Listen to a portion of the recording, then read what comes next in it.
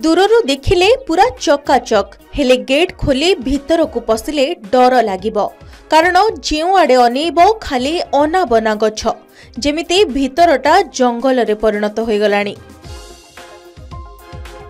ए हेउछि भद्रक जिला आरडी पीठरे थिबा पर्यटन विभागर पुरातन पांथशालार दृश्य। दीर्घ वर्ष हेला खोला न जाई बंद होई पड़िछि। आगकू जागर यात्रा आसुथिबारु तुरंत एही पांथशाला कार्यक्षम करिबाकू दाबी जोर धरिछि। पांथशालाटी मध्ये आलोचना हेछि सेटा ओटीडीसी अंतर्गत अछि। वर्तमान सुधा हैंडओवर हेई नाही। आमे निष्पत्ति नेइछु ओटीडीसी को चिट्ठी लेखा होउछि आज तो सेटा को हैंडओवर करिवे। हैंडओवर करके सेठार मध्ये यात्री हमर पुलिस एवं मीडिया को तार थैथान पई हमर मध्ये रेस्ट केमति नेबे व्यवहार करि परिबे व्यवहार उपयोग करिया पे तो व्यवस्था करा छि। माने उपकृत हेबे। ये दीर्घ दिन पांथशाला बहुत भक्त जानନ୍ତି आरडे पांथशाला अछि किंतु आज अंध कोठरी साजिछि जे भूत वर्तमान से रोज भूत कोठरी साजि जाइछि। हैंडओवर कराउनी काम कंप्लीट होवा पूर्व हैंडओवर पूर्व ता मदर सब फाटी सब गलानी। पूर्वरु एही पांथशालाटी जराजीर्ण अवस्था रे पड़ी रहिथिला। भक्तंको कामरे लागु नथिला। चांदबालीर विधायक व्योमकेश राय उद्यम पूर्वतन सरकार 2019 मसीहारे एहार पुनरुद्धार काम आरंभ करी नूतन रूपरेख देथिले। 2023 मसीहारो पांथशाला काम सरीथिले भी आज पर्यंत कार्यक्षम होई पारेनी।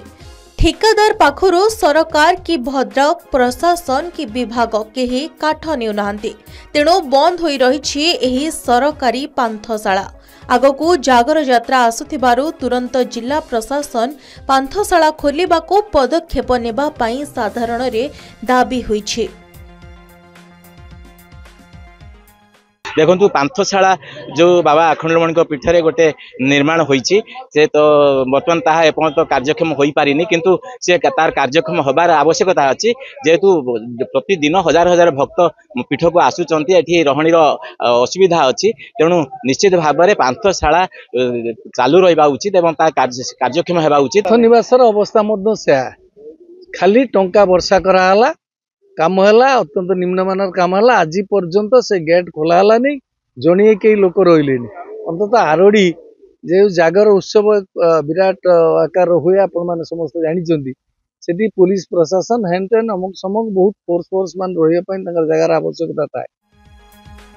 जदि एही पांथशाला कार्यक्षम होई परंता आरडी पीठ को आसुथिबा भक्त मानंको कामरे लागिबा सह साधारण लोके मध्य उपकृत होई परंते। चांदबाली देवाशीष पाढ़ी रिपोर्ट के न्यूज ओडिशा।